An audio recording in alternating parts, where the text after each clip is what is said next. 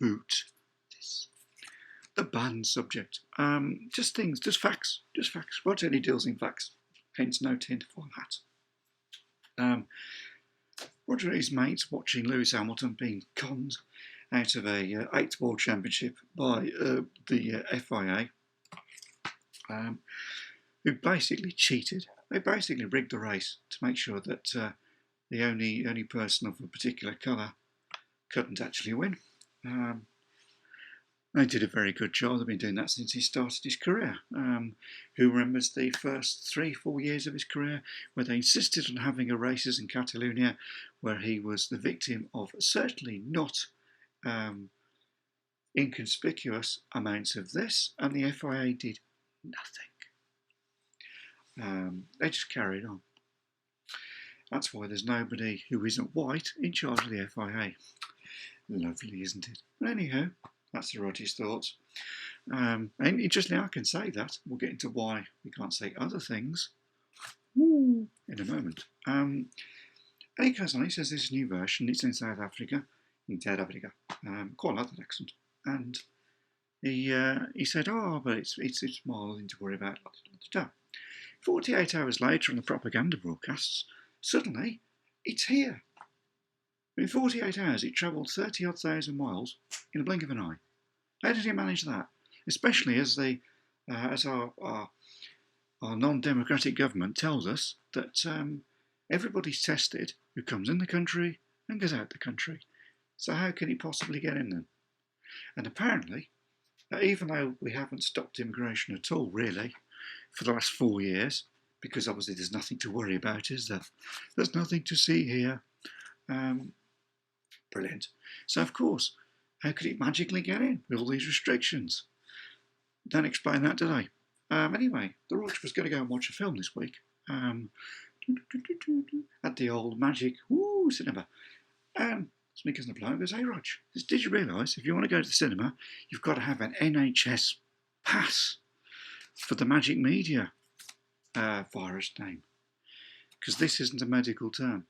I spent an hour on the internet trying to find what the actual name of this thing actually, what the medical term for it is, because that just is a generic term for, just means coronavirus disease. Well, it's a simple plural. Americans like simple plurals. Like they use math instead of maths because it's mathematics, it's a group of things. Coronavirus is a group. There are 7 coronaviruses: Alpha, Beta, Gamma, Delta, SARS, SARS-2 and MERS. Sounds a bit like Rudolph's brain, didn't it? Why the first 4 have got Greek names but the others haven't, we don't know. It's almost as though they were hiding the first 4, isn't it? What are the first 4? I forget what the 4th one is. It begins with P. It's either pneumonia or pleurisy, but common cold, I'll do that way around. Common cold, flu, bronchitis, possibly pneumonia, pleurisy. I can't remember which one of the 2 it is. And they're listed in order of their infectiousness, from the lowest, MERS, to the highest, Alpha, the common cold.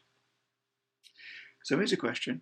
If the Alpha coronavirus, common cold, the most virulent respiratory disease in the world, which has no cure and no test, why is it that people aren't isolating themselves when they catch that? But when they get the indeterminate virus, because we don't know which one of the 7 it is, and never in medical history has a virus been given a generic term for a group of viruses with a year number stuck on the end of it. You won't find that in medical science. They give it an actual determined Latin name, and then usually a letter, maybe a letter for a variant, or a number after the end of it, but never a year, and never a generic term. It's a generic term. That's why I call it a marketing term, because it's not. And people say to me, "Oh, I've got the C-oov. I took a lateral flow test. It says I've got the C-oov." And I said, which one of the 7 then? Because it's really important to know which one of the 7 it is. They don't know, and the doctor doesn't know. How can you not know which one of the 7 it is? Cold, flu, bronchitis, pleurisy, possibly pneumonia, SARS, SARS-2 and MERS. You can't. Why wouldn't you know which one of it is If somebody's telling somebody they're ill, why would he know which one of the 7 respiratory viruses it is? If your test works, why wouldn't you know? It's madness. And it's incredible. Why wouldn't the doctors know? Doctors should bloody well know if it exists. That's incredible. So anyway, if anybody does know the medical name, blip, blop, bloop it into the comments, because I really want to know, because I can't find it on the internet anyway. All I find is the media marketing term for a generic group of viruses. I don't find the single name, like influenza B or something. Or HIV or HIV B, and then there's an A. None of that. It's just the marketing term. So anyway, Roger went through, well, what's this NHS pass thing then? Okay, what's this NHS pass thing? So I went on the NHS website. While I was strolling around, I had a look for what happens if you've got natural immunity. How do you get a pass if you've got natural immunity? And I shall now just blip, blop, bloop onto the old book of face. Onto the old Firefox. And I shall read, as I would read if I'd actually done that properly. Actually, I might just print that. Oh, God, right. Right, I shall read it directly as I'm leaning forward. Why is it no longer possible to provide evidence of a natural immunity using the C-oov pass for entry to a venue? Because in this country now, if I want to go to a pub or a football match or cinema, theatre, I need a NHS C-oov pass. Right. So somebody asked the question, why is it that proof of natural immunity? Yes. Why is it no longer possible to provide evidence of natural immunity using the C-oov pass for entry to a venue? Fair question. If you're immune, why couldn't you get a C-oov pass? It says, allowing proof of natural immunity for the C-oov certification has provided some assurance of an individual is not infectious. Hold on. Immunity from a virus has provided some assurance. How can it provide some assurance if you're immune? Immunity is for life, not for Christmas. If you're immune, you can't catch the bloody thing. You're immune. That's why we have an immune system, to create immunity. So why are they saying if you've got immunity, if you've actually got natural immunity, provide some assurance? What bloody more can you do than be immune? Anyway, I shall continue to read. However, there is currently insufficient evidence on the long-term benefits of natural immunity to reducing the risk of infection. Hold on. Immunity is never short-term. We'd all be dead if it was. There'd be nothing living on this planet if immunity was short-term. It'd be, where's the smallpox? Where's polio gone? Where's the Black Plague gone? Where's the Black Death gone? Where's the plague gone? Natural immunity. That's what immune systems do. It's unbelievable. We'll get a bit into that in a moment. I shall continue reading. Vaccinations reduce the likelihood of someone becoming infected, and therefore vaccine certification reduces the risk of onward transmission. How? How does having a certificate stop you reduce the risk of you transmitting a virus compared to immunity where you can't catch the damn thing? If an infected person does enter a venue, vaccination remains the key mitigation against hospitalisation, severe disease and death. As a result, the domestic NHS C-oov pass no longer supports evidence of natural immunity to demonstrate someone's C-oov status in a domestic setting. And that's a medical establishment. People put their lives in the hands of these people, and these people are saying, well, hold on, if you've got natural immunity, it's not enough. You don't qualify for a pass if you've got immunity. What the fuck? What?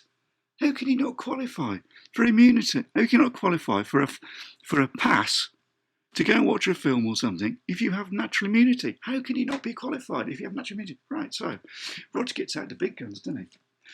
Roger's been reading books again, hasn't he? Naughty boy. Right. Vaccinations can be helpful in controlling some of these diseases by allowing the body's immune system to generate antibodies against the virus. For most vaccinations, a dead virus is injected into the bloodstream. So what's an antibody then?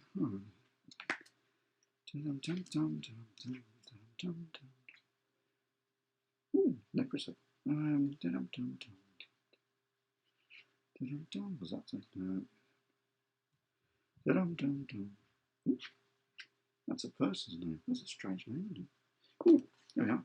Antibodies. Proteins made by the body's immune system to help fight off foreign substances such as viruses, bacteria, and other microorganisms, causing an immune response that provides immunity. Just in a book. Not a television, not anti-social media, an actual book. Vaccines provide immunity. That's why we vaccinate cattle, so that when we can ship cattle to countries where they have diseases, the people buying the cattle know that the cattle they're getting are immune, so they can interbreed with them to get herd immunity. So why is it the NHS says if you are naturally immune, you do not qualify for a pass? Because why is it the NHS says that natural immunity, that immunity is no longer regarded as acceptable evidence that you can't catch a disease? What more can you possibly do than be immune? There's nothing left. That's incredible. And what that reminds me of is exactly what happened to these people in Germany. Doesn't it? In the 40s, 30s and 40s, exactly the same. If you did what the state said, you got a pass and you could go to certain places and you could do certain things. If you didn't conform with the state, your papers were not in order and you could not go. How is it any different?